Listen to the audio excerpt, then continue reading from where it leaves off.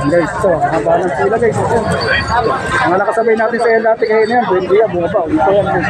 Ito yung mga stop ni Diwata guys. Ayan, Seek and Joy. Bayad mo na kayo ng price. Bayad mo na. Guys, ito naman kanyang, meron siyang mga alam doon sa tent guys. Ayan, meron siyang, ito yung kanyang pares overload yan. Sarap niyan guys, malito. Only rice, only sabaw. So guys, yun niya.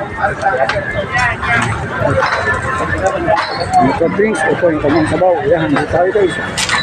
Wow, sabaw pa lang guys. Init talaga naman. Kung gaano pa init yung sabaw niya guys. At init ng panahon, sumasabayan sa init na pagtanggap pinakaduwata guys. Ayan, ito yung naman. Ito yung naman. Ayan eh.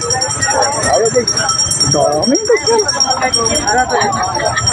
Dito ka, ayan. Ito naman ang kanyang, ayan. Only rice at only sabaw. Itong kanyang soft drinks guys. Ayan. Soft drinks niya. Soft drinks guys. Ibang klase na talaga si Diwata. Ito nyo naman ha.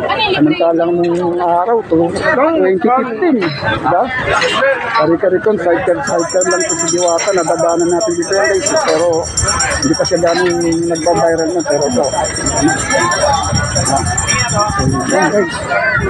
Sa dami ng tao kumakain sa kanya naman. Ito. Ito si ayan guys.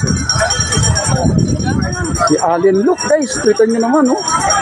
Hindi ka pa nakikita si Diwata pero ito kumakain na siya ng chicken wing. Ayan. Mamaya dahil dito lalabas daw si Diwata. Medyo hindi pa natin nasisilayan ang Diwata ng Pasay. Ayan guys, mamaya.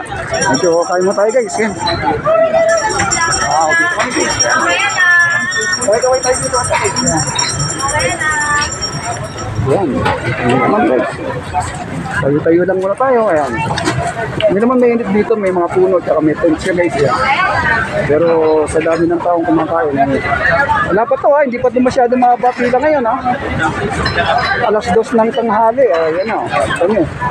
Maya pag medyo fried chicken guys, fried chicken ni Diwata. Chicken wing ni Diwata guys. Pero mo alin dito. Tingnan mo alin. Ayan. Ito mo. First time. Ayan.